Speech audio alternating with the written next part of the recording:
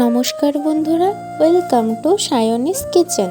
ধোকলা একবার এই পদ্ধতিতে করে দেখো, খেতে হবে দুর্দান্ত সুন্দর আর গলাতেও বাঁধবে না।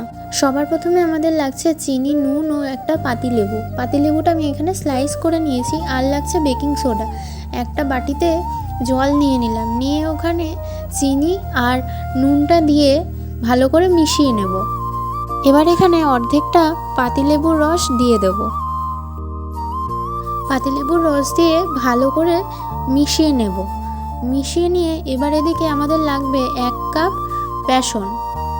এবার এই বেসনটা ওই জলের মিশ্রণটির মধ্যে দিয়ে দেব। বেসন দিয়ে এবার 15 থেকে 20 মিনিট কিন্তু ভালো করে ফেটাতে হবে, না হলে কিন্তু ধোকলা একদমই ভালো হবে না। যতক্ষণ না হাত ব্যথা হচ্ছে ততক্ষণ কিন্তু ভালো করে ফেটিয়ে নেবে।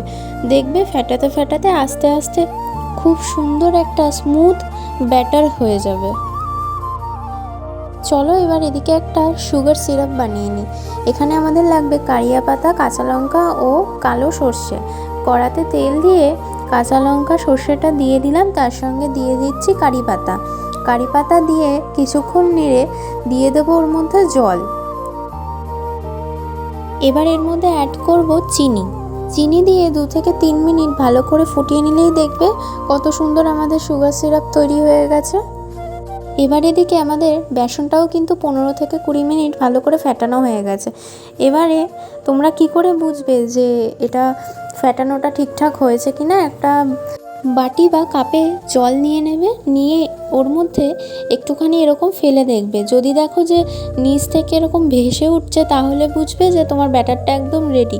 আর যদি দেখো নিচেই রয়েছে, ভাসছে না, তাহলে বুঝবে তোমাদের আর একটু ফেটাতে হবে। এদিকে একটা বাটিতে সাদা তেল নিয়ে নেব, নিয়ে বাটিটার চারিপাশে ভালো করে মাখিয়ে নেব।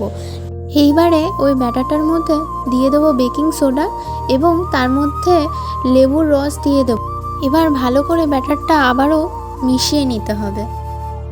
এবার ওই তেল মাখানো বাটিটার মধ্যে ব্যাটারটাকে ঢেলে নেব। এবার একটা কড়াইতে জল দিয়ে দেব। যদি তোমাদের কাছে স্টিমার থাকে তাহলে স্টিমারেও তোমরা করতে পারো। ওই ব্যাটারটাকে এবার ওই জলের মধ্যে বসিয়ে দিয়ে 20 মিনিটের জন্য স্টিম করব। 20 মিনিট পর দেখো আমার ধোকলাটা কত সুন্দর ফুলে ফেটে গেছে মাঝখান থেকে।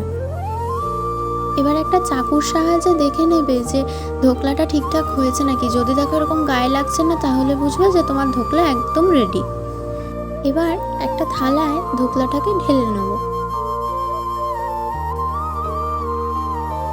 দেখো ধোকলাটা কত সুন্দর কিন্তু বেরিয়ে আসলো, বাটির গায়েও কিন্তু দেখো একদমই লেগে নেই।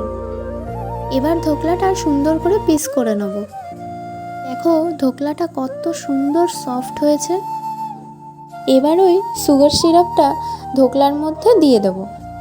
দেখো কত সুন্দর তৈরি হয়ে গেল আমাদের ধোকলা। সকালের টিফিন বা বিকেলের টিফিন এই ধোকলা হলে কিন্তু আর কিছু সত্যিই লাগে না। ভিডিওটা ভালো লাগলে একটা লাইক কমেন্ট করে জানিও। আর এরকমই ভিডিও আরও দেখার জন্য আমার চ্যানেলটা সাবস্ক্রাইব করে নিও। ধন্যবাদ।